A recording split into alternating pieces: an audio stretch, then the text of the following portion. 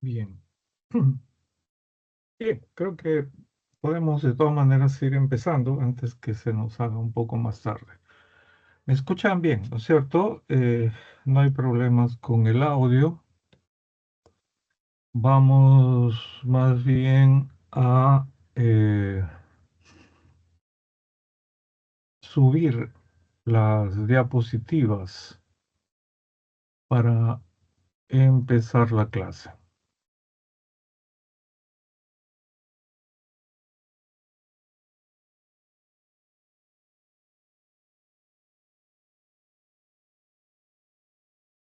Semana, como ustedes están observando, tenemos la continuando con lo planteado por la jefatura del curso, que no es otra cosa que una suerte, pues, de repaso de las eh, preguntas, ¿no? Los tipos de ítems de preguntas que se realizan en nuestro curso en cada texto. Tenemos hoy tipos de preguntas para la evaluación de la comprensión lectora 4. La semana pasada fue lo mismo, 3. Ahora nos tocaría ver compatibilidad e incompatibilidad. Bien, empecemos. La compatibilidad. Recordando, ¿no? Eso, como hemos señalado, ya es algo que se ha visto en clases anteriores. Dos proposiciones son compatibles en la medida en que sean consistentes. Ojo con eso. Esto quiere decir que entre ellas debe existir una buena coherencia. Si ustedes observan la imagen que han puesto aquí, eh, es una suerte pues de piezas de rompecabezas, pero donde la pieza azul va a encajar bien en la pieza verde, ¿no? Entonces hay compatibilidad, son congruentes. También se dice que son consistentes, ¿no? Cuando hay compatibilidad. ¿M? Hay una buena coherencia entre ellas. La compatibilidad literal. El primer caso de compatibilidad refiere a un parámetro literal. Esto no necesito explicar mucho porque es algo que se usa bastante ahora entre los jóvenes en las redes sociales, ¿no? Literal, canon, en fin, una serie de palabras que están de moda. Evidenciamos esta categoría cuando una idea que se expresa explícitamente en el texto se halla dentro de las alternativas propuestas. Ojo, cuando una idea que se expresa explícitamente en el texto, o sea, se muestra, ¿no? En el texto, se halla dentro de las alternativas que nos proponen como un enunciado compatible con el texto, ¿no? Por ejemplo, si el texto señala que Perú presenta 24 regiones, resulta compatible, se le dice cuál de los siguientes enunciados es compatible con el texto. Si en el texto se dice que el Perú presenta 24 regiones, entonces uno de ellos, por ejemplo, puede decir la organización geopolítica del Perú está conformada por regiones. Ahí hay una absoluta compatibilidad literal, ¿no? No tiene que ser exacta. Algunos dirían, le falta el 24, no. Lo que afirma el enunciado A, B, C, D, en cualquiera de ellos A, B, C, D, en que se encuentre, afirmaría esto en rojo, ¿no? Lo que está en rojo, la organización geopolítica del Perú está conformada por regiones. Ojo con eso. Eso, como ven, no contradice lo que en el texto se supone que está escrito. ¿Qué es lo que estaría escrito? El Perú presenta 24 regiones. Entonces, no hay negación. Me dejo entender, en el enunciado no niega al enunciado que está en el texto. Entonces, hay compatibilidad literal. Le puede faltar ahí algo, pero hay compatibilidad literal. El otro tipo de compatibilidad, así también va a pasar con incompatibilidad, es la compatibilidad inferencial. El segundo caso de compatibilidad refiere a un parámetro inferencial. ¿Ah? O sea, hay que inferir, deducir, ¿no? Evidenciamos esta categoría cuando una idea que se expresa implícitamente en el texto, o sea, no se muestra tal cual en el texto, me dejo entender, está en el texto, pero está entre líneas, ¿m?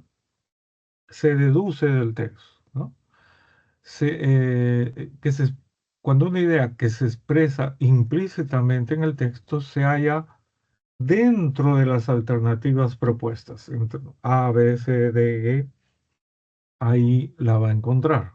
¿Qué va a encontrar? Una idea que está implícitamente en el texto. No se está mostrando, pero del texto se deduce, se infiere, se colige con facilidad, ¿no?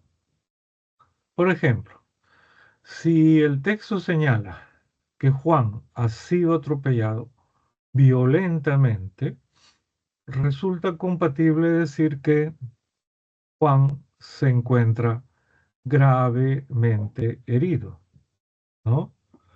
Eh, como ven, no hace alusión lo que está en rojo, que estaría como A, como B, como C, como D o como E, no hace alusión a- al acto en sí de que ha sido atropellado, pero sí hace alusión a algo que se infiere, se deduce después de pensar un poco. Miren, si ha sido atropellado, y para que no quepe duda, ¿no? Violentamente, no ha sido solamente empujado, ¿no? Mm, Suavemente, no, violentamente. Entonces, decir que Juan se encuentra gravemente herido es totalmente compatible, pero no está en el texto así como tal. ¿Me dejo entender? Sino es algo que dice que usted deduce después de que una persona, Juan en este caso, ha sido atropellado violentamente, lo lógico es que él, Juan en este caso, se encuentre gravemente herido. Entonces, esta expresión en rojo es absolutamente compatible con esta otra: Juan ha sido atropellado violentamente. ¿Bien? Seguimos. Ahora, la incompatibilidad. Dos proposiciones son incompatibles, ¿no? En la medida en que aquí está el requisito, ambas se nieguen, ¿no?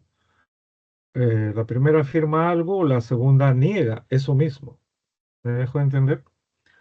Dos proposiciones son incompatibles en la medida en que ambas se nieguen. Esto quiere decir que entre ellas se presenta una contradicción. ¿Ah? Si acá, por ejemplo, varias personas se supone, ¿no? Están señalando, están de acuerdo en sí, dicen, ¿no? En inglés, yes. Esta otra no tiene la misma opinión, su opinión es incompatible con ese grupo de personas, porque él va a decir no, ¿no? Que es la negación de lo que los otros están diciendo. ¿Bien? La incompatibilidad literal. Es análogo, pero ahora estamos en incompatibilidad. El primer caso de incompatibilidad refiere a un parámetro literal. ¿Ah? Evidenciamos esta categoría cuando una idea que se expresa explícitamente en el texto, o sea, se muestra, todos lo podemos ver, palmariamente aparece en el texto, se niega dentro de las alternativas propuestas. ¿No? Hay una idea en el texto que uno la puede leer, ¿no? Y dentro de las alternativas A, B, C, D, E, aparece una que niega a esa idea. Por ejemplo, si el texto señala que Bruselas está en Bélgica, resulta incompatible decir que Bruselas se encuentra en Italia, ¿no?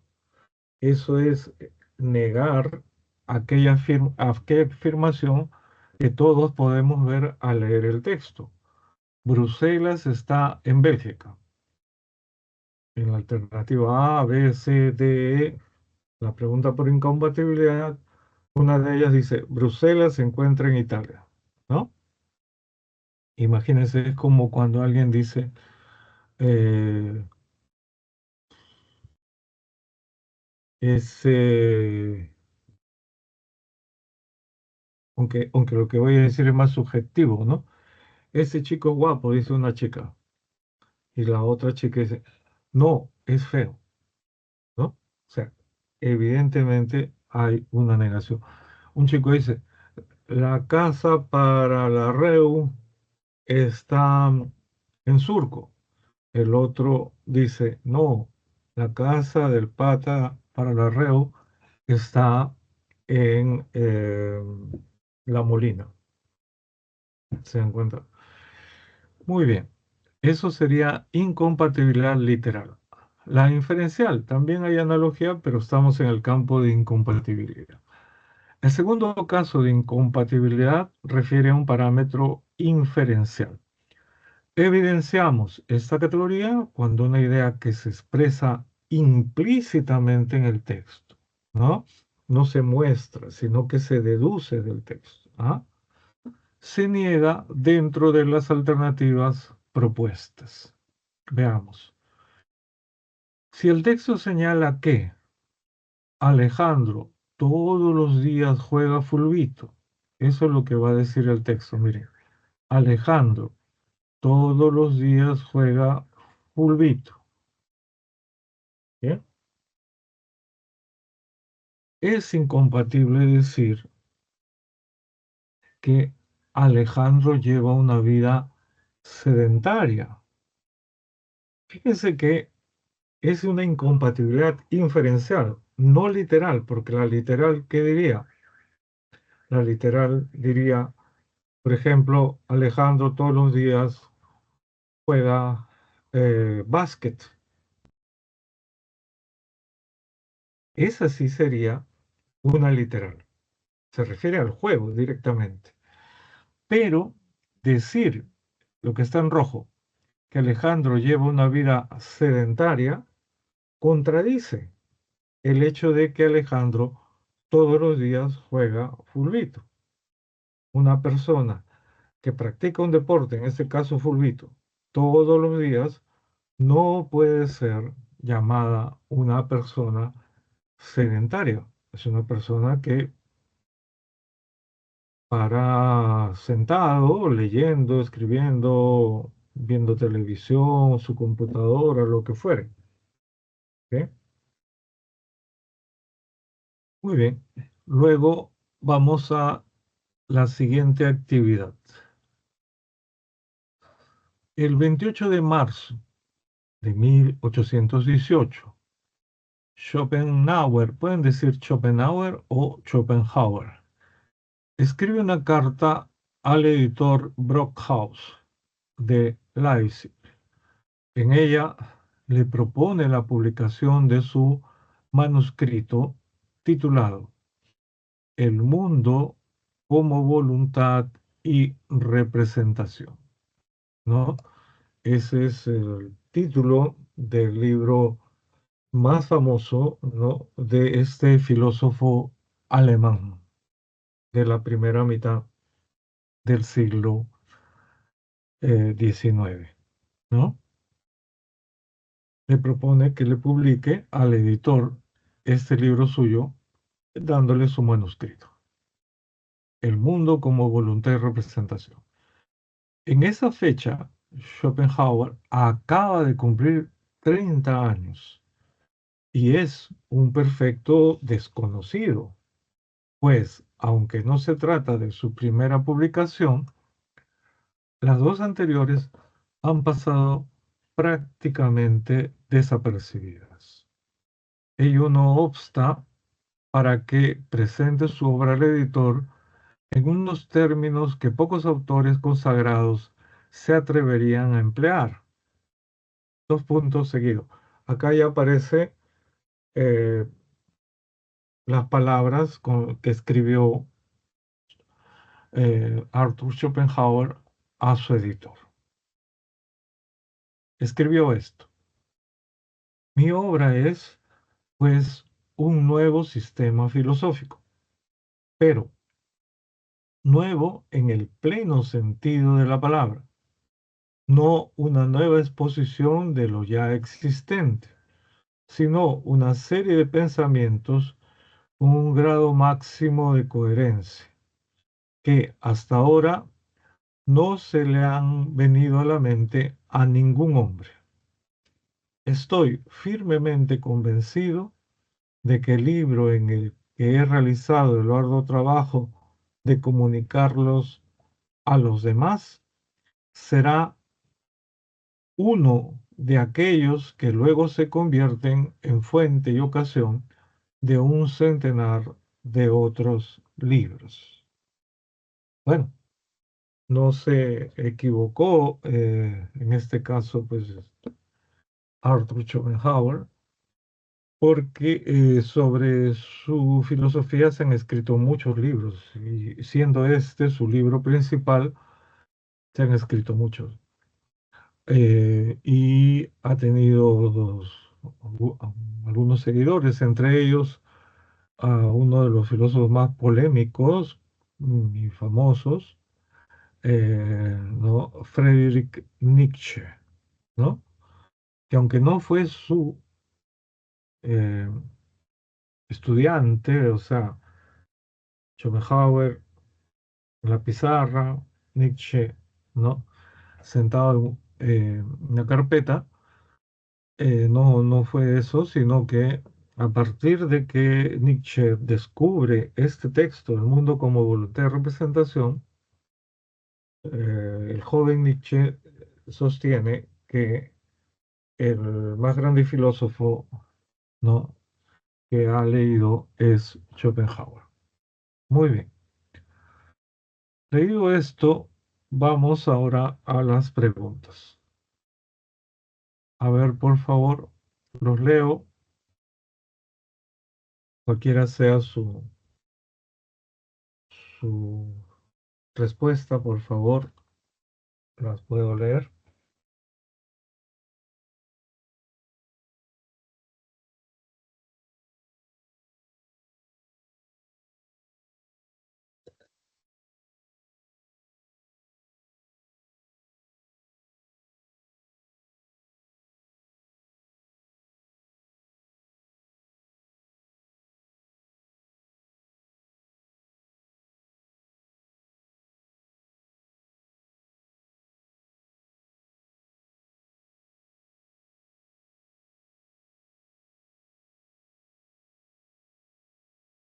Y nos dicen,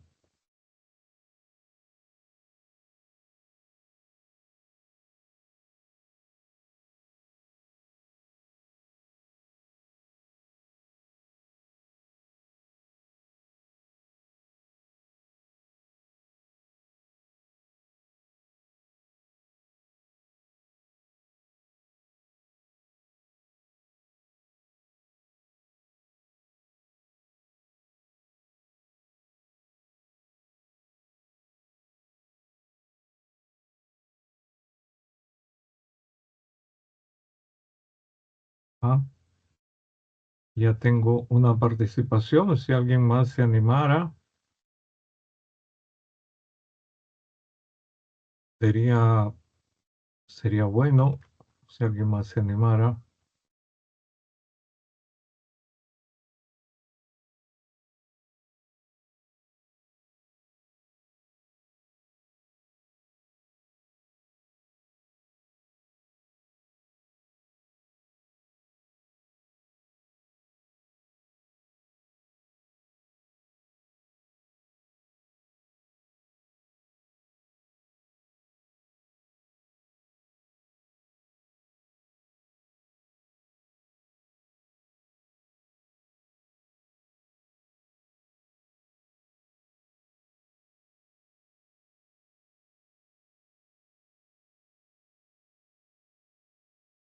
¿Qué dicen? ¿Alguien más? 1C, 2B.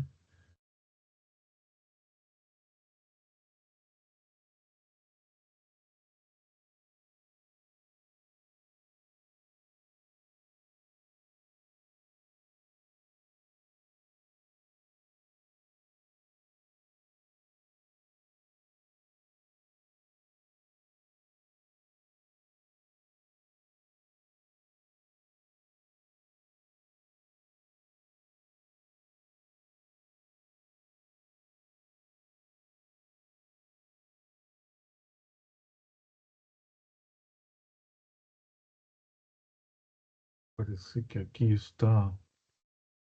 De verdad que no entiendo que algo se ha movido respecto de otras veces, ¿no?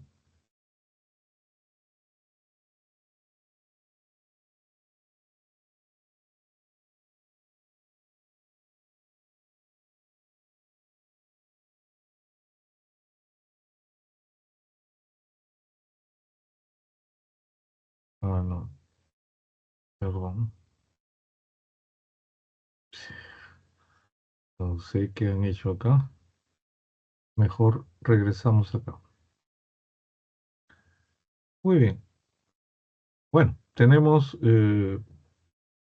solamente la intervención de su compañero, ¿no? Eh,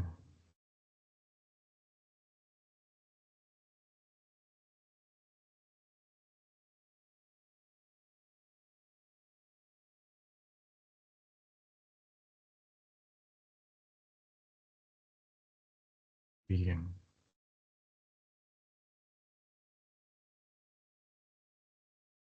Vamos a ver entonces.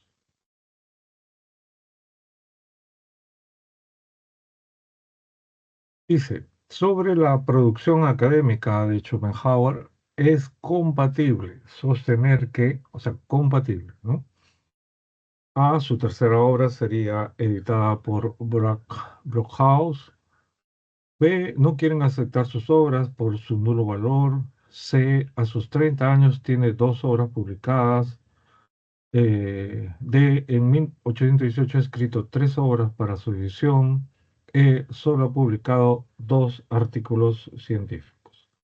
Y la número dos señala, acerca de las dos primeras obras de Schopenhauer, es incompatible afirmar que A, no generaron el impacto que Schopenhauer esperaba con aquellas. B, generaron cierto estupor en la sociedad contemporánea a las obras. C, aquellas pasaron desapercibidas y no influyeron sistemáticamente. D, no originaron que el nombre de Schopenhauer suene en el mundo. E, fueron de nulo impacto, pero no impidieron una siguiente producción. Bien, veamos. La respuesta a la número uno es la C. A sus 30 años, Schopenhauer posee dos obras publicadas, ¿no? Que han pasado desapercibidas, ¿no? Eso es lo que se dice. C, a sus 30 años tiene dos obras publicadas, ¿no? Dos, acerca de las dos primeras obras de Schopenhauer, es incompatible afirmar que B. Generaron cierto estupor en la sociedad contemporánea a las obras. Acá hay un problema, tienen que tener en cuenta eso. Si pasaron desapercibidas, no pueden haber generado estupor en las personas. ¿Ah? Como dicen los artistas de Chollywood, ¿no? Eh, no importa que hablen mal de ti. Por eso está ahí la gran sacerdotisa Magali Medina. Lo que importa es que hablen. ¿Ah? Entonces, uno, en ese caso, existe en la medida que hablen, estupor, ¿no? Una suerte de rechazo. Es porque las leyeron y significó entonces un juicio negativo de parte de la gente. Pero con las dos primeras obras de Schopenhauer, ni siquiera eso pasó, ¿no? Por eso es que la respuesta es la B. Generaron cierto estupor en la sociedad contemporánea a las obras. Eso es incompatible, es falso, es incongruente, no se condice con el texto, porque lo que realmente pasó es que no pasó nada, como diría, pasaron desapercibidas. Tercera y última pregunta. ¿Es compatible con el texto afirmar que la carta de Schopenhauer, compatible, a ver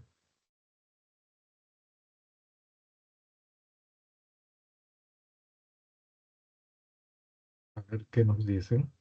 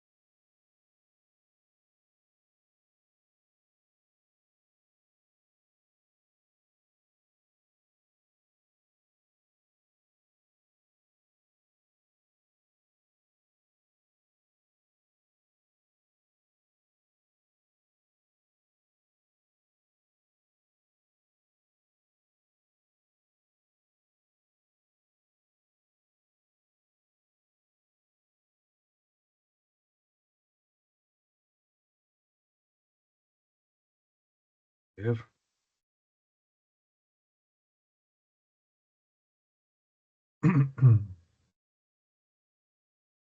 La 3 nos dice D. A ver, vamos entonces a la 3D, efectivamente. Es compatible con el texto afirmar que la carta de Schopenhauer D ensalza la obra que el filósofo acaba de escribir, ¿no? Para el filósofo su trabajo es sumamente original. Dice que ha escrito un sistema que nunca a, a nadie nunca antes se le había ocurrido, ¿no? Totalmente original, y que además sobre lo que él ha escrito se van a escribir cientos de libros, ¿no? Influenciará en la producción de otras obras. Y entonces es claro que él solito se ensalza, ¿no? se alaba en esa carta. Muy bien, gracias. Vamos ahora entonces a subir nuestra separata. Ujú.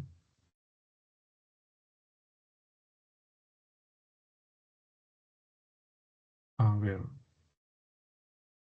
este, nuevamente la pregunta de rigor se está compartiendo, ¿sí? Todos pueden ver, eh,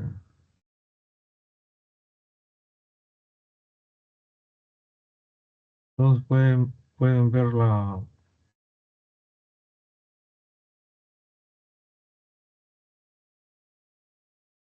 separata.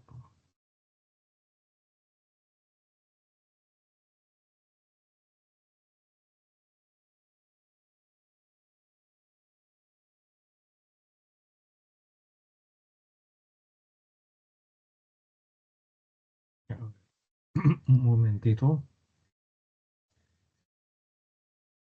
Tenemos 18,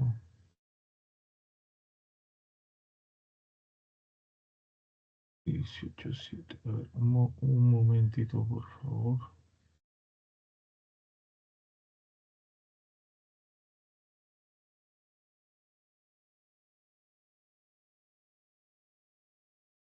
Eh,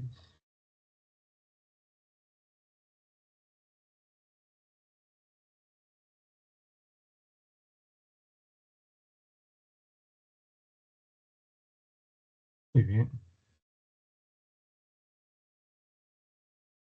Bueno, eh, si no hay... Muy bien, gracias por avisar. Vamos a empezar entonces.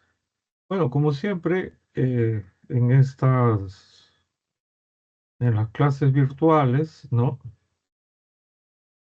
Lo que en teoría no se explica ya está en las diapositivas. Entonces, esto no necesariamente con las mismas palabras, pero con otras palabras, si quieren, lo pueden leer por su cuenta y reforzar, ¿no?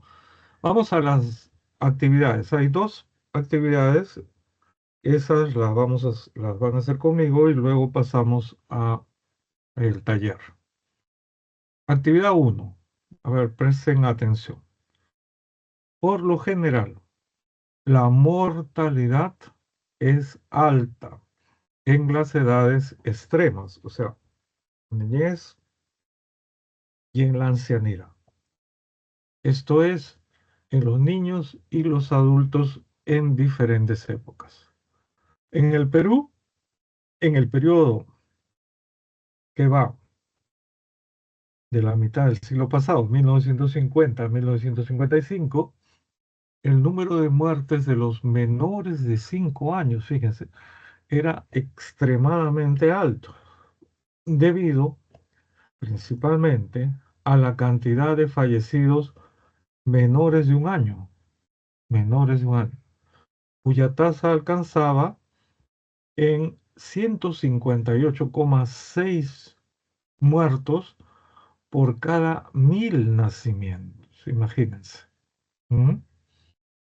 En las siguientes edades, la mortalidad por edad cae bruscamente, de manera que en el grupo de 10 a 14 años toma un valor mínimo. A partir de esta edad, la intensidad de la mortalidad empieza a crecer, pero suavemente, ¿no? Siendo las más altas, obviamente, en la vejez.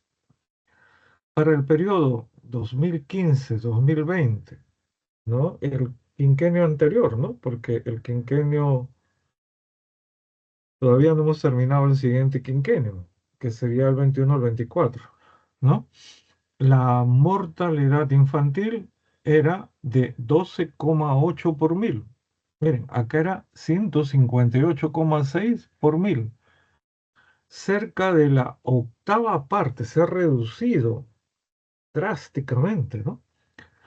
Cerca de la octava parte observada en el periodo comentado anteriormente. Si comparamos estos cambios en los dos periodos, se nota que las tasas de mortalidad han descendido considerablemente en todas las edades. A la vez, se ha producido un cierto envejecimiento poblacional. O sea, es lo que se llama expectativa de vida, ¿no? La gente alcanza edades más altas, ¿no? Hay mayor cantidad de gente que llega a vivir 70, 80, incluso sus 90, ¿no? La rápida disminución de la mortalidad en la infancia, escuchen esta parte, es importante, está explicada por, por qué se ha bajado tanto, ¿no? Casi un octavo. Está explicada, entre otros motivos, no es el único, entre otros, por la atención primaria de la salud. Fíjense lo importante, ¿no? Donde la vacunación y el uso de la rehidratación oral son acciones importantes para evitar muertes por enfermedades infecciosas y parasitarias, infecciones intestinales, o sea, las diarreas. A ver, por favor, creo que hay por ahí algún, si pudieran cerrar sus micrófonos, estaba filtrando un sonido. A ver, seguimos.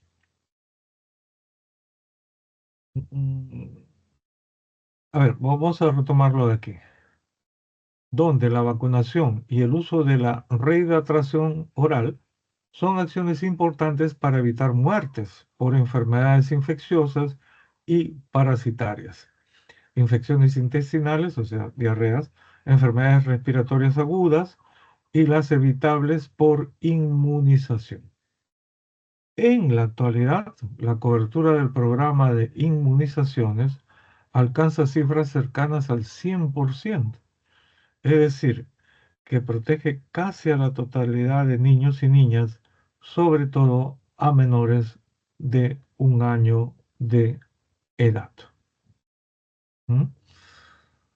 Bien, y este es un pequeño texto que a la vez es un texto mixto, miren. Perú, tasas de mortalidad por grupo de edad, 1950 al 2020, que estaría en verde, y de 2015 al 2020 en rojo. ¿Bien?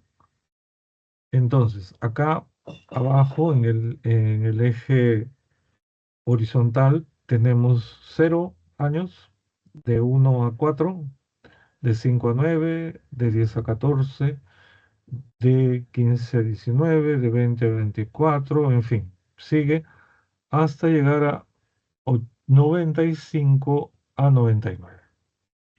Observen ustedes, el verde es la realidad de la mortalidad en el primer quinquenio de la mitad del siglo pasado, 50 al 55. Fíjense ustedes, como el texto nos señala, hay una gran mortalidad. Pocos niños alcanzaban a sobrevivir el primer año de vida. Miren la altura que tiene. Era 158,6% por mil, ¿no?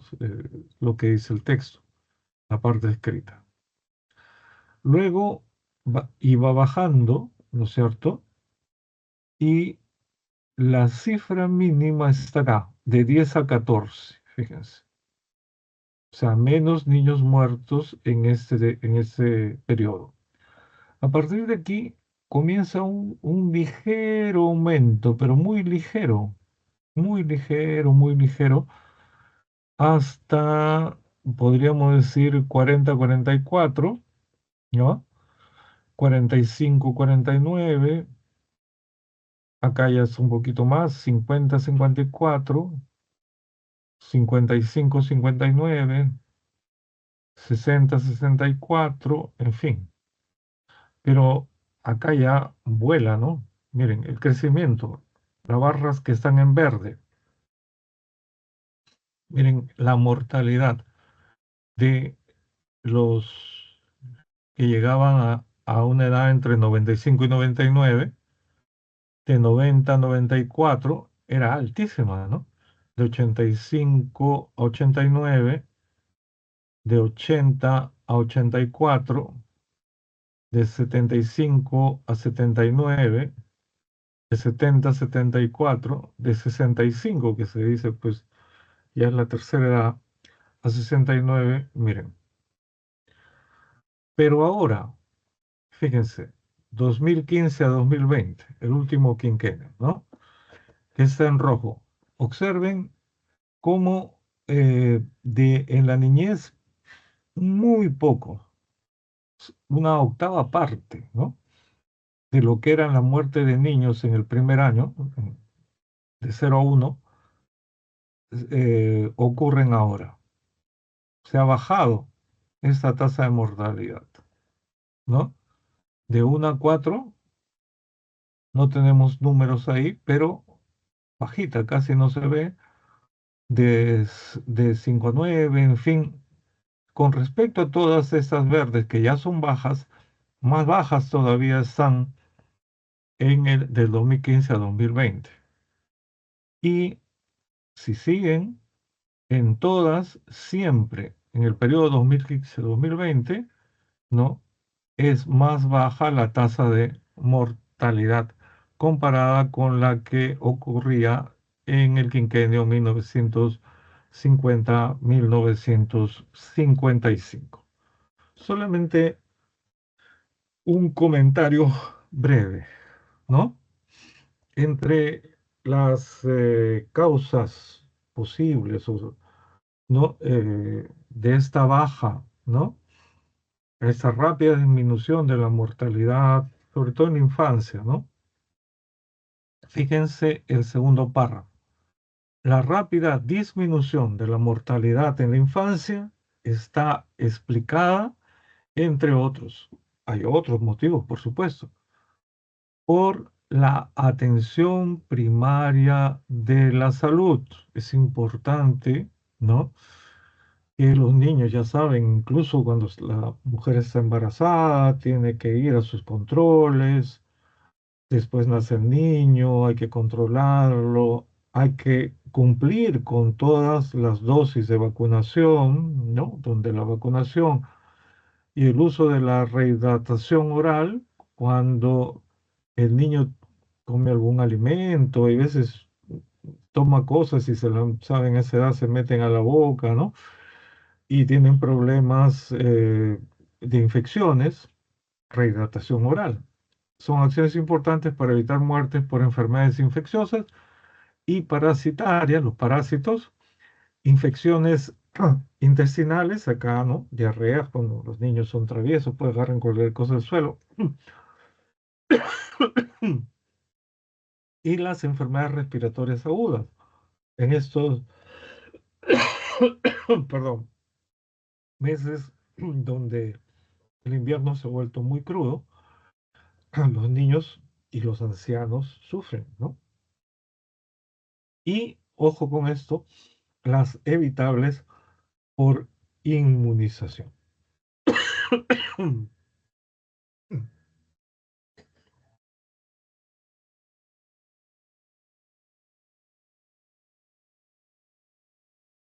Jóvenes.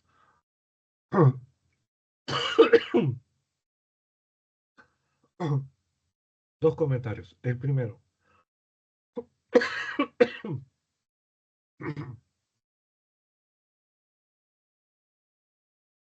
he insistido, insistiré si siguen viniendo lecturas de este tipo, en algo, no solo yo, cualquier profesor, tal vez no en la pre, pero en la universidad, todos, absolutamente todos, en cualquier universidad que se precie de serlo. Ojo con eso. Tenemos habíamos bajado a 110, otra vuelta ahí con la SUNEDO tomada por estas mafias, ¿no? De Acuña, y el otro el DIDAB, en fin, están volviendo, están regresando y además se acaba en un año, se ha autorizado,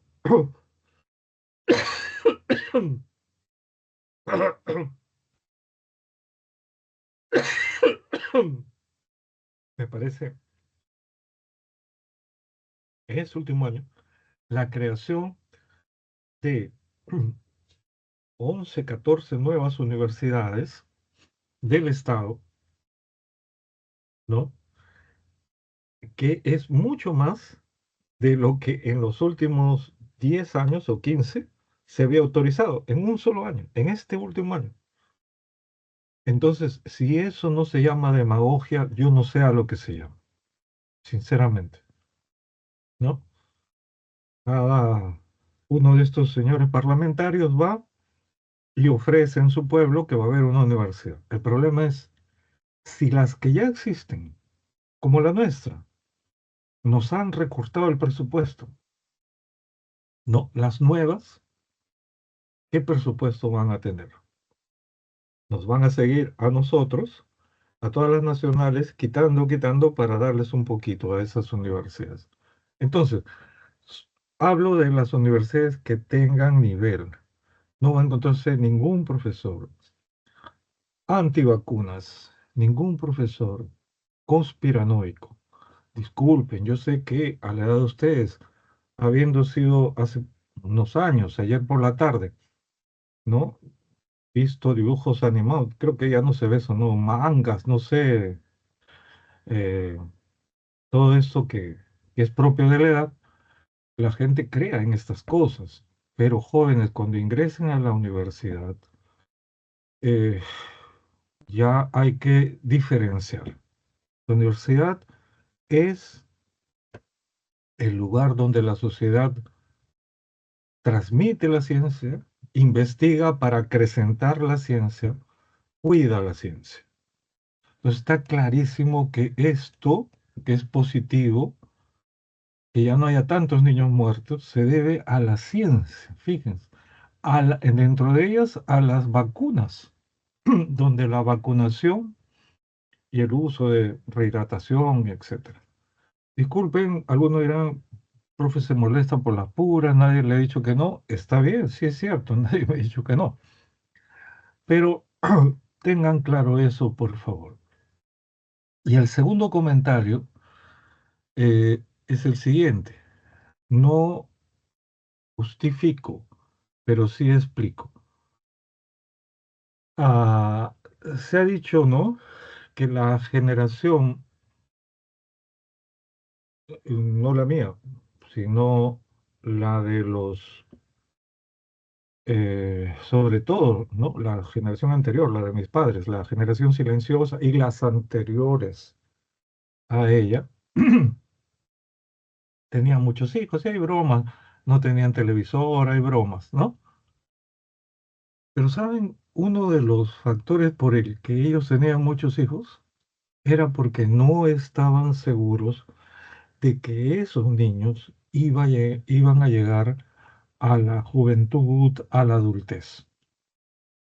Eso pueden leerlo en cualquier libro de ciencias o cualquier análisis social de la salud en cualquier país del mundo, ¿no?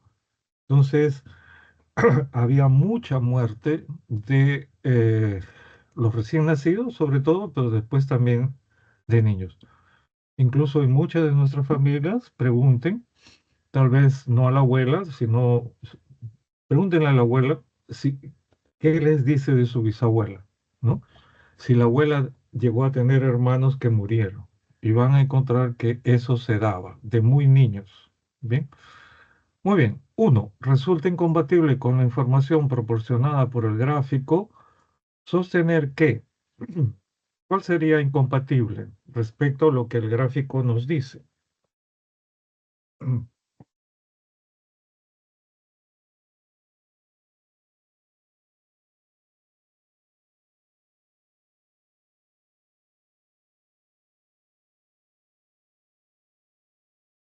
Oh,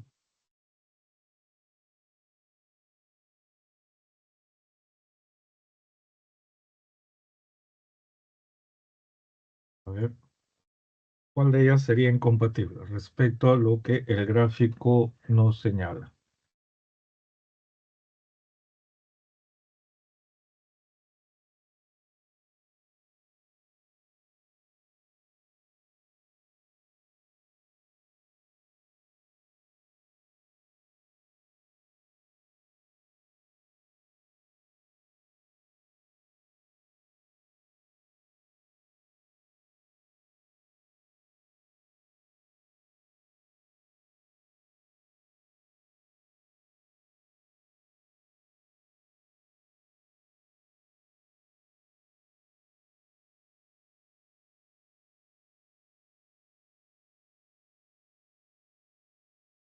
Oh,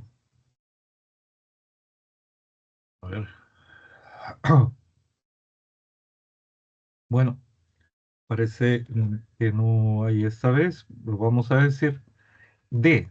El contraste entre las tasas de mortalidad es menor hacia el final de la vida de la población. No es menor, miren, hacia el final. Al comienzo el contraste es alto, pero al final el contraste es también alto. ¿Dónde es menor? Acá, ¿no? En el medio de la vida. Ahí es menor la diferencia, el contraste. Entonces, esto es falso, esto es incompatible. Uno d. Dos, no es consistente, incompatible. Decir que la tasa de mortalidad infantil aumentó en el segundo periodo, ya que segundo periodo se refiere al que está más cerca de nosotros, 2015-2020.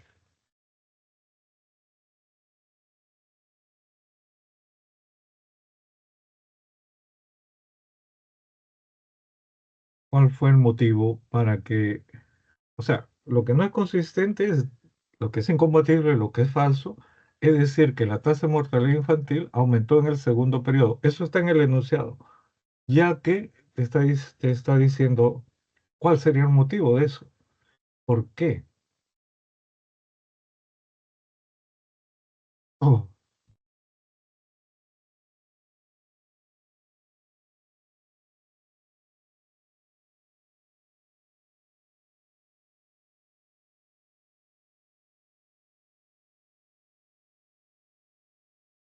creo que también está claro, ¿no? ¿No les parece? Y les resalté esa parte de, no es que descubrieron la cura, no, sino que, ¿qué pasó? Empezó a desarrollarse un hábito saludable. Vacunación, control de salud, rehidratación oral, eso, la B. A ver, por favor, si pueden ir leyendo un ratito, están tocando mi puerta, un ratito.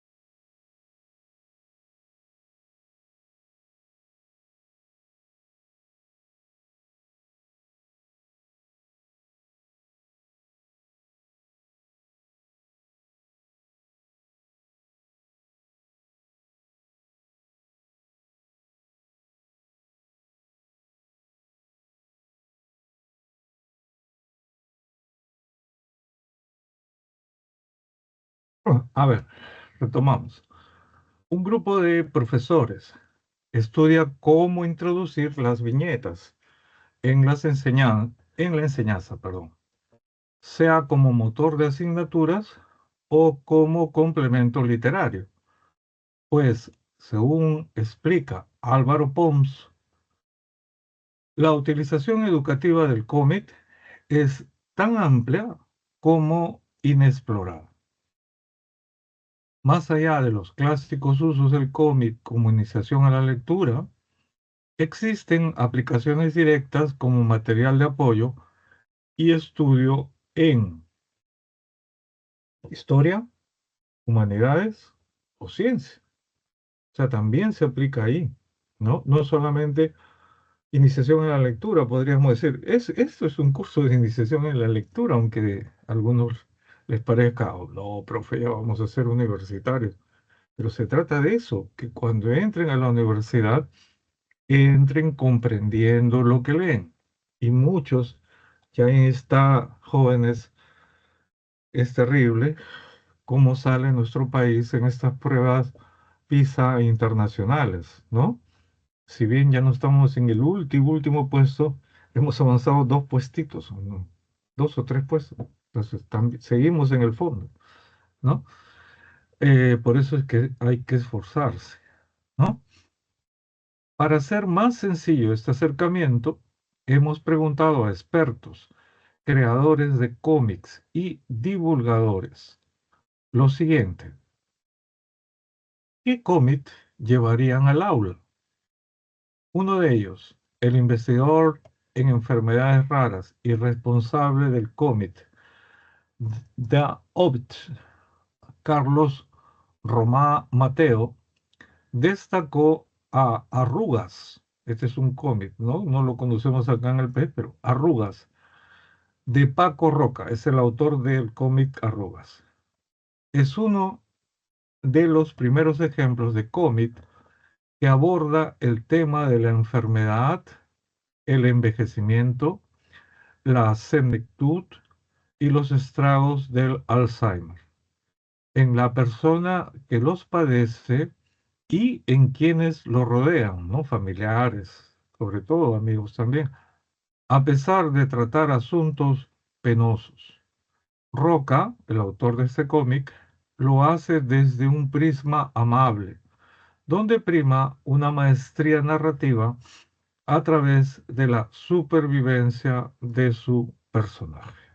Bien, entonces no se olviden, un grupo profesor estudia cómo introducir las viñetas en la enseñanza, no solo para el inicio de la lectura o llamado comprensión lectora, eh, como motor de asignaturas, complemento literario, pero dice una cosa, ¿no? La utilización educativa del cómic es tan amplia como inexplorada. O sea, no se ha hecho estudios profundos de cómo utilizar el cómic, ¿no? Miren, acá tenemos precisamente una viñeta de este famoso cómic que este autor recomienda. Un señor en un tren, no un señor mayor, eh, está mirando por la ventana y si ustedes observan, ¿no? A medida que avanza el tren, él va perdiendo o salen de su cabeza fotos, ¿no? Y las fotos son precisamente, recuerdan ustedes, capturas de instantes de la vida de cualquiera de nosotros, ¿no? Sirven para recordar que estuvimos en cierto lugar, con ciertas personas, etcétera. Pero el Señor las está perdiendo, se les está escapando, ¿no? Bien, primera pregunta. En relación con la información brindada en el texto, ¿cuál o cuáles de los siguientes enunciados son incompatibles con la imagen? Vayamos uno por uno, ¿ya? Uno, el gesto de la mujer muestra pánico intenso ante lo que le sucede al anciano. ¿Eso es compatible o incompatible con la imagen? Veamos el rostro de la mujer. El anciano está perdiendo sus recuerdos. Este rostro de la mujer que lo mira, ¿les parece a ustedes que muestra, como señala acá, un pánico, y no solo para enfatizar bien, intenso? No creo, ¿no? Que para nadie este rostro exprese pánico intenso. ¿Está bien? Por lo tanto, uno es incompatible. Ya tenemos un enunciado incompatible. Esto es incompatible con el texto. Es falso afirmar ese enunciado respecto de la imagen. Vamos al 2. El viaje en tren se puede entender como una metáfora del trayecto de la vida. Bueno, no es la primera vez, ¿no? Seguro han leído algún cuento, una novela, un poema, eh, un corto cinematográfico, una película. Es una manera en que los literatos tienen para representar cómo avanza la vida, ¿no? Y llega a lugares, o sea, todas las cosas que le suceden en el transcurso de la vida de una persona. Entonces sí, ¿no? El viaje en tren es una metáfora, ¿no? Se puede entender como una metáfora del trayecto de la vida. El segundo enunciado es compatible, es verdadero, no hay problema con el segundo. 3. El adulto mayor demuestra un sentido de angustia por la pérdida de la memoria. Se le están escapando sus recuerdos, acá representados como fotos, ¿no? Nuevamente, ¿ustedes ven angustia en el Señor? ¿En su rostro ven angustia?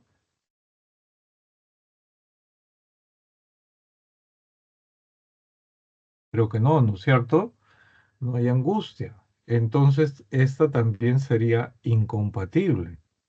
Es falso decir que el adulto mayor demuestra un sentido de angustia por la pérdida de la memoria. Es más, él ni cuenta se da seguro que está perdiendo la memoria, ¿no? Bien, entonces hay dos que son incompatibles, la número 1 y la número 3. Si vamos a ver las alternativas, esa es la alternativa C.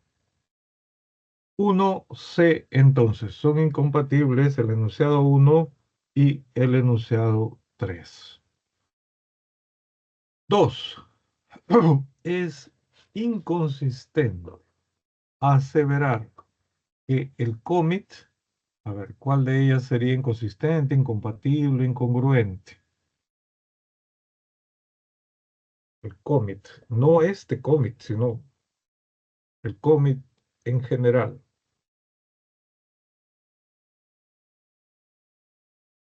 Mm.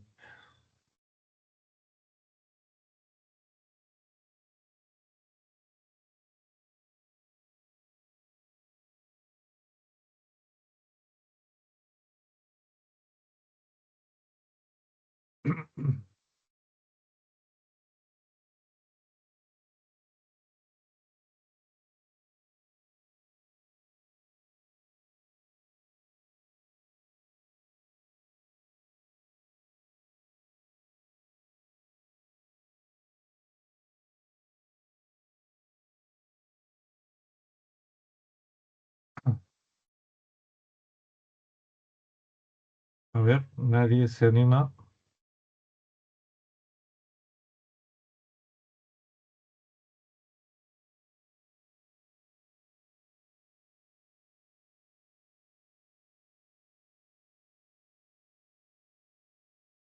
A ver.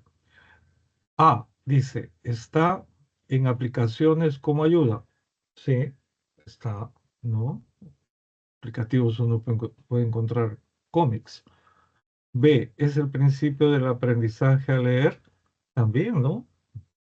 En cursos como el nuestro, vienen lecturas con imágenes que pueden ser cómics. C, se usa ampliamente en la educación. en el caso de cursos de iniciación en la lectura y dice también algunos cursos más. D, es empleado en algunas asignaturas, es lo que acabo de decir, en algunas asignaturas. E, ha sido examinado muy rigurosamente. Ah, ahí hay un problema. Miren ustedes cuando aquí se señala. Más allá de los clásicos usos del cómic como iniciación a la lectura, existen aplicaciones directas como material de apoyo y estudio en la historia, humanidades o ciencias. Acá está, perdón, anterior. La utilización educativa del cómic es tan amplia, pero ¿qué dice acá? Como inexplorada. Todavía no hay estudios serios, completos, rigurosos del uso del cómic en la educación. Entonces, acá sería la E, ¿no? Perdón, sería la E.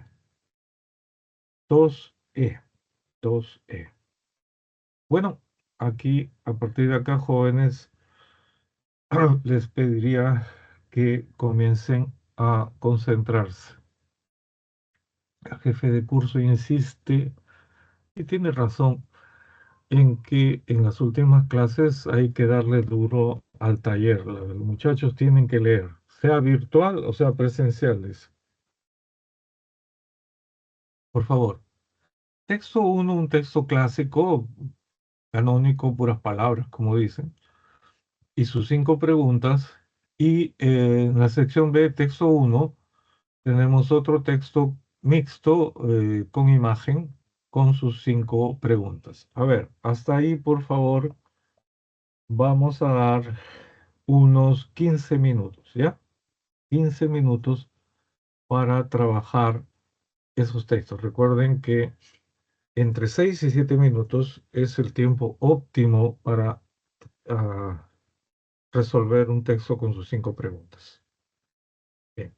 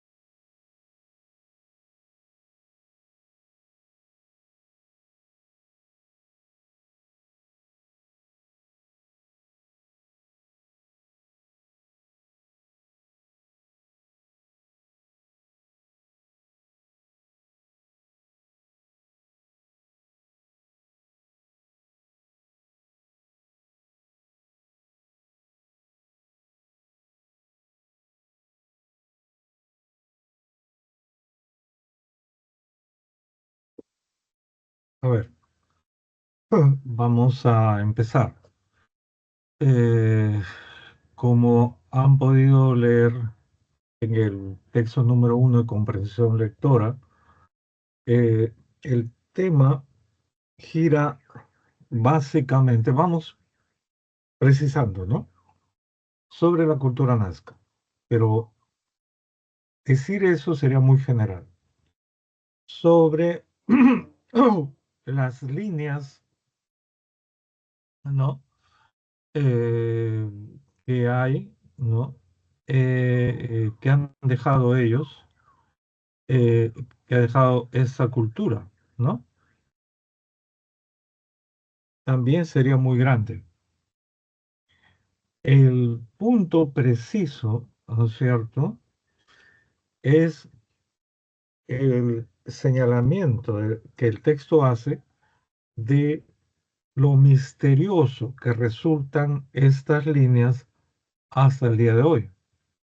Hay diversas teorías, pero ninguna de ellas, ¿no?, ha podido ser aceptada por la ciencia como la teoría real, verificada, en fin, sobre por qué hicieron los nazcas estas líneas, para qué hicieron esas líneas, ¿no? Eso, por más que sea muy lento, algunos, ojalá que ninguno, de ustedes para leer es lo que han podido leer. Al principio hay una presentación, como todo tema. ¿De qué vamos a hablar? Las creaciones de la cultura nazca, ¿no es cierto? Era más o menos el tiempo en que existió esta cultura, dónde está, en la provincia de Nazca, ciudad del Perú, está en el desierto, ¿no? Aquí, por ejemplo, al final ya se ve ese tema. Hoy, 2000 años más tarde, el porqué de las famosas líneas de Nazca siguen siendo toda una incógnita, un misterio. Luego, en el segundo párrafo pequeño dice, sobre un gran lince de terreno arcilloso, la cultura nazca grabó líneas infinitas, formas geométricas, zoomorfas, antropomorfas y más jeroglíficos de cientos de metros de longitud. Actualmente se conocen 300 figuras, sin embargo, se sabe con certeza que el desierto esconde muchas más. Y en el último párrafo se centra en dos cosas, ¿no?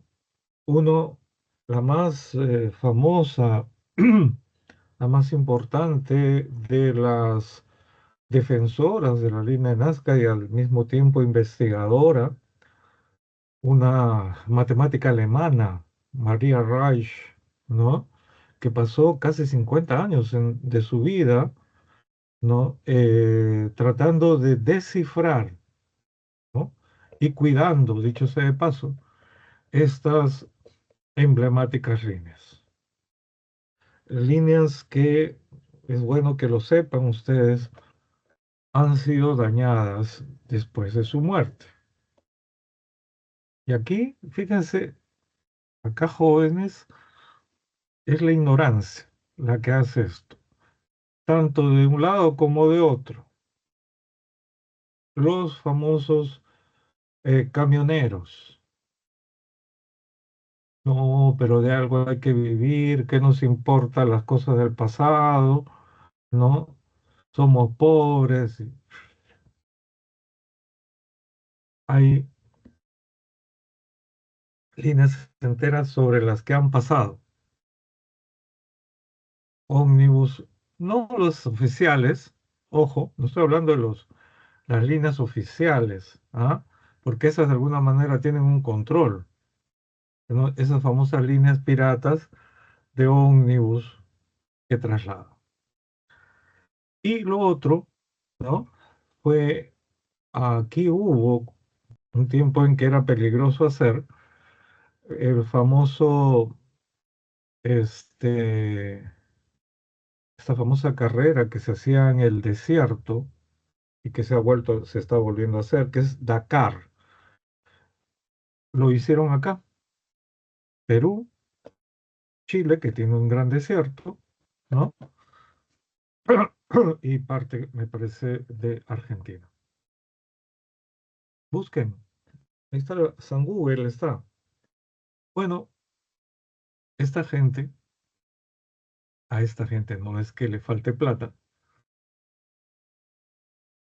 es, voy a decirlo, casi lo digo con algunas malas palabras, le importó un pepino, no un comino, las leyes de protección de este patrimonio cultural de la humanidad. Y no lo digo yo, en 1994 la UNESCO nombró a la línea de Nazca como Patrimonio Cultural de la Humanidad.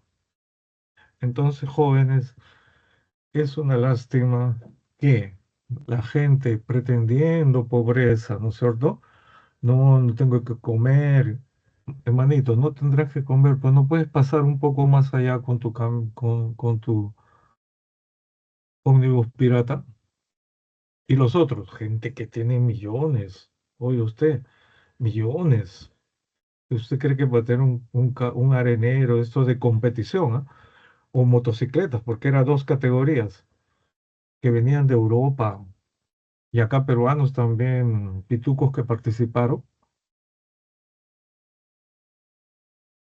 Realmente, hablando de Schopenhauer,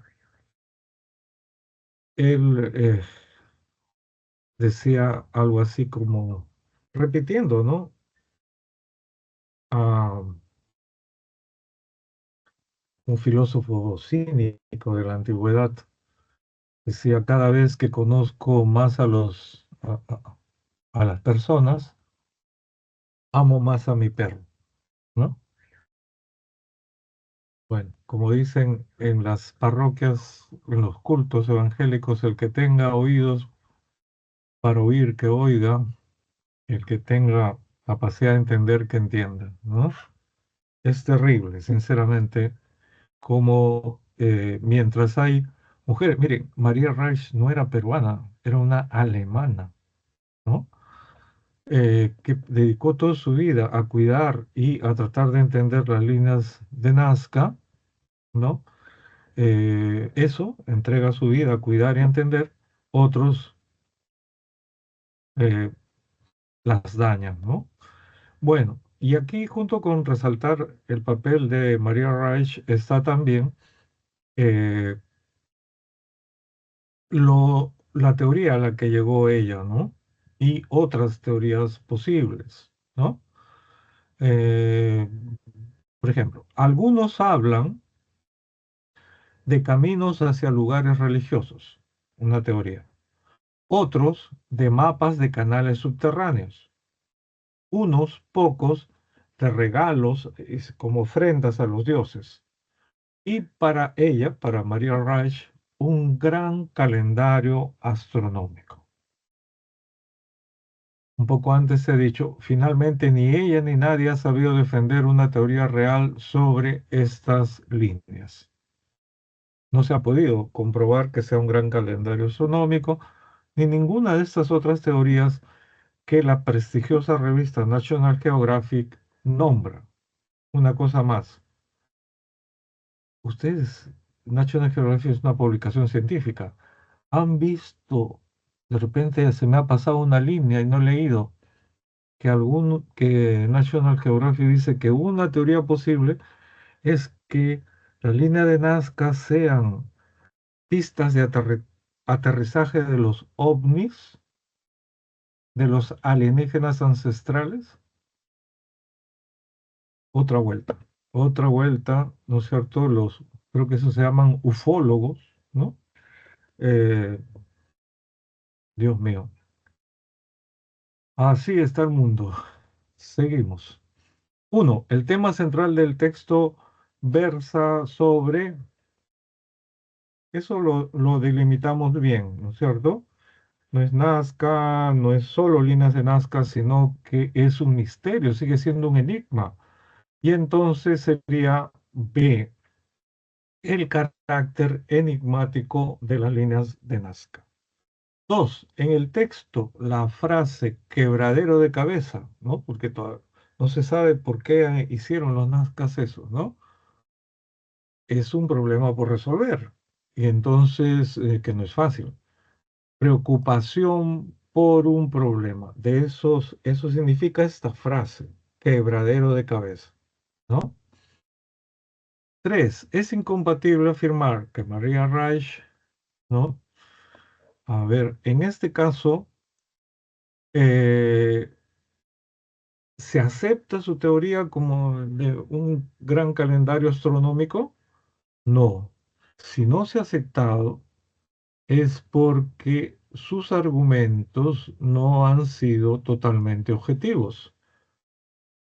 3, es incompatible afirmar que María Reich tuvo argumentos objetivos para explicar el significado de estas líneas, ¿no? No fueron objetivos, no fueron suficientes.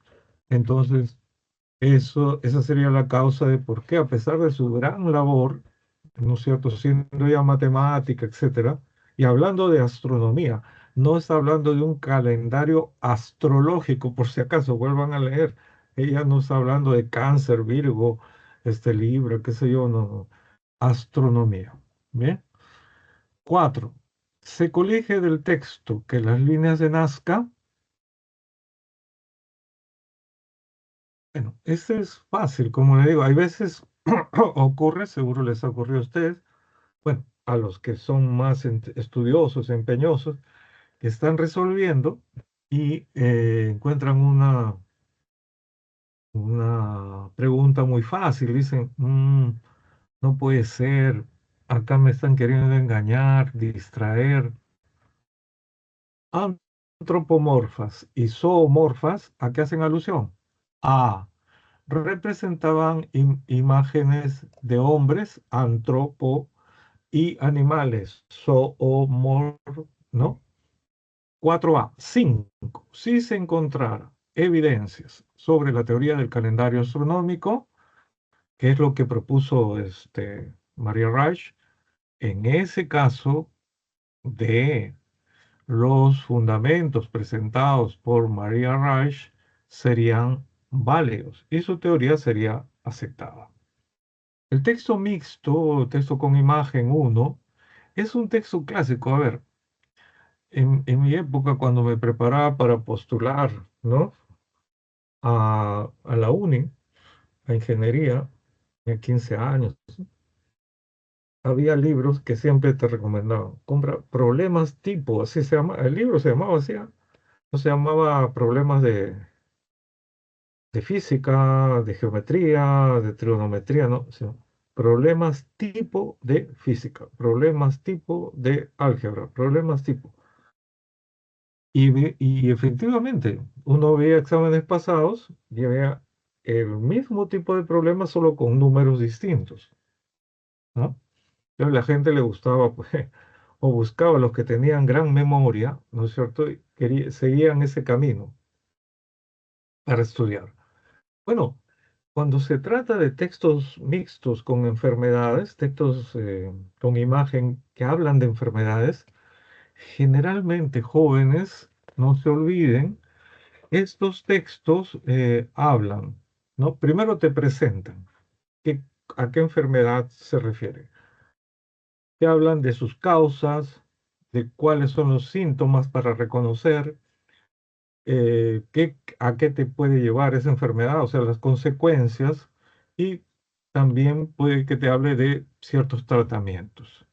Y eso es, joven, lo que encontrarían, van a encontrar acá si lo leen. No es No hay mayor dificultad, por eso, sinceramente, es vamos a decir, un texto tipo, ¿no? Puede ser acaso el asma, puede ser la hepatitis, puede ser lo que usted quiera. Generalmente tienen esos temas, ¿eh? Y aquí está acompañado de un niño que cuando que sufre de asma, que tiene, pues, ¿no? Normal, ¿no? Luego abierto, ¿no? Luego el asma, si es asmático, lo tiene más cerrado y el ataque de asma ya prácticamente no pasa el aire. Por eso es que tiene que recurrir a estos famosos inhaladores. Uno, el texto mixto principalmente versa sobre lo dicho, las causas, síntomas consecuencias y tratamientos del asma. Si dudan, pueden volver a leer y van a encontrar todos ellos. Dos, en el texto, manejar, o sea, manejar, se puede manejar esta enfermedad. ¿Qué va a significar manejar? Es una enfermedad que se puede de controlar, denota que se puede, tiene tratamiento para controlarlo. Tres, es compatible, aseverar con la información de la lectura y la imagen. El inhalador, ¿no? Que tiene el niño ahí en la imagen, bueno, es lo que él busca, ¿no? Cuando comienza a tener el acceso de asma, entonces podemos decir perfectamente, B es uno de los medicamentos para el tratamiento de esta enfermedad. 4. Se colige del texto y la imagen de ambos que el asma, al principio del texto señala, a ver, miren, es una enfermedad crónica que afecta a las personas de todas las edades. Pero en la imagen vemos a un niño nada más. Entonces, se colige del, perdón, sí, del texto y la imagen que el asma puede afectar también a los niños. Puede afectar también a los niños. ¿Bien? Y 5, si una persona solamente presentara estos dos síntomas, ¿ah? Problemas al respirar y presión, presión en el pecho, regresemos al texto. ¿Cuáles son los síntomas? Acá está. En consecuencia, se manifiestan los síntomas que incluyen necesariamente, mire, una cosa importante, perdón,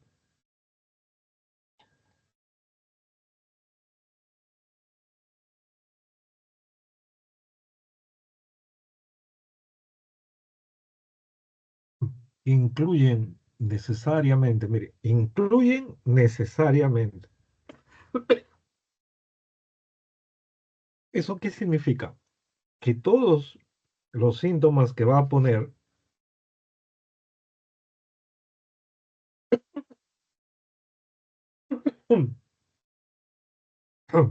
a continuación deben estar presentes para hablar de asma. ¿Cuáles son? Dos, sibilancias, falta de aire y opresión en el pecho. ¿Qué dice la pregunta? La pregunta dice, si a una persona solamente presentara estos dos síntomas, problemas al respirar y presión en el pecho. Eso lo tengo yo, por ejemplo, que estoy con un proceso de bronquitis. No tengo asma, ¿cierto? Tienen que estar todos esos síntomas que en la lectura se dice para decir que alguien tenga asma. Entonces, A, descartaría la idea de tener asma. Muy bien. El texto 2, si no va a alcanzar a hacerlo, lo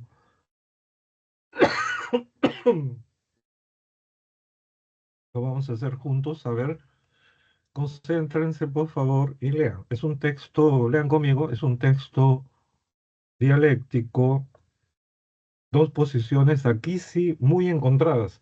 Hay textos dialécticos que hemos visto a lo largo de las 16 semanas que ya tiene el ciclo, donde parecen incluso que dicen lo mismo, pero hay pequeñas discrepancias, otro un poquito más discrepancia, pero en este caso están totalmente en desacuerdo. Veamos. Texto A.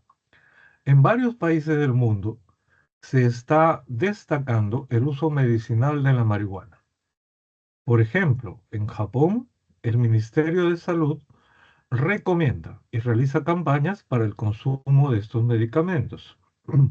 En España está descriminalizado, o sea, es legal y socialmente aceptado. Aunque existen, no deja de haber actividades como el tráfico o el cultivo que no están permitidos por el Estado español. El consumo de la marihuana con carácter médico es totalmente beneficioso. Esta es la opinión, ¿no? Ya que reduce el estrés debido a que la sustancia tiene propiedades ansiolíticas y relajantes. Además, estudios han demostrado que la marihuana medicinal, no estamos hablando de otra, puede interactuar con los receptores del dolor en el sistema nervioso central, lo que resulta en una disminución significativa de la sensación de dolor. También funciona como un neuroprotector, es decir, cuida al cerebro contra disfunciones cognitivas, como el Alzheimer, puesto que eliminará las proteínas anormales que están depositadas en el cerebro. Asimismo, promueve el apetito en pacientes con cáncer y controla los vómitos y náuseas provocadas por las quimioterapias. Teniendo en cuenta esto, yo mismo me acabo de enterar que la Organización Mundial de la Salud, en un informe del 2017, certificó que la marihuana medicinal no es nocivo ni adictivo, por lo tanto, los beneficios siguen protagonizando numerosos estudios que indican en un futuro a medio plazo que tendrá una considerable repercusión terapéutica a nivel mundial. Veamos ahora qué posición tiene el texto B. Van a ver que es totalmente contraria. La marihuana con fines médicos es totalmente perjudicial para la persona o el paciente que lo va a consumir, ya que puede generar adicción. Es lo contrario. Cerca del 30% de consumidores tienen algún grado de dependencia y aquellas que iniciaron el consumo antes de los 18 años tienen de 4 a 7 veces mayor la probabilidad de desarrollar dependencia en la adultez. Ojo, está hablando de la marihuana con fines médicos, no de la otra. Además, consumirlo puede interferir con la función cognitiva, como pérdida de la memoria, lentificación del tiempo e incoordinación motriz. Asimismo, los efectos adversos asociados al uso medicinal, ¿sí ve? Está hablando del uso medicinal de la marihuana a través de diferentes vías: oral, sublingual, tópica, fumada, mezclada con alimentos o mediante infusiones. Incluyen mareos, sequedad de boca, náuseas, fatiga, somnolencia, euforia, vómitos, desorientación, confusión, pérdida de equilibrio y alucinación. También puede producir alteraciones en el sistema cardiovascular, metabolismo celular, mitosis y en la síntesis del ADN. De igual manera, se altera la respuesta del sistema inmune a través de la reducción de la sensibilidad de las globulinas, perdón, por parte de los linfocitos T. Finalmente, el consumo en mujeres produce seriamente trastornos en la ovulación y en las gestantes ocasionaría consecuencias en el feto, como el bajo peso y la talla al nacer. En los varones se produce disfunción eréctil, disminución de la cantidad de espermatozoides y ginecomastia. ¡Wow! ¿Se han dado cuenta? Este tipo no le encuentra nada bueno, todo es malo para la marihuana con fines médicos. En cambio, el otro autor no es cierto que no nombra algo malo, pero señala con más tranquilidad que hay, ¿no? Aplicaciones provechosas, ¿no? En fin. Uno, en ambos textos la discusión gira en torno al, ¿qué estarían discutiendo? Si consumir marihuana medicinal es buena o mala moralmente, es buena persona la que no la consume y mala la que consume, ese no es el tema. Tampoco el tema es si debe legalizarse el consumo de la marihuana medicinal o no debe legalizarse. Tampoco es el tema. Entonces, ¿el tema cuál es? ¿Qué causa el consumo? ¿No es cierto? Si es un consumo dañino o, por el contrario, provechoso. Entonces, A, esa es la discusión. Consumo nocivo, el texto B claramente para él es malo, malo, o favorable, el autor del texto A, de la marihuana medicinal, insisto, no estamos hablando de otra, sino de la medicinal. Dos, en el texto B, el antónimo contextual del término generar es provocar algo, ¿no? Que suceda algo. En tanto, su antónimo sería evitar. C, evitar. Tres, resulta incompatible con el texto B, el que ve todo negativo, que el consumo de marihuana, o sea, es falso con respecto a lo que dice B. Él dice que es malo para las mujeres, malo para los hombres, y miren lo que dice la E. Impide afectar la salud reproductiva de los varones.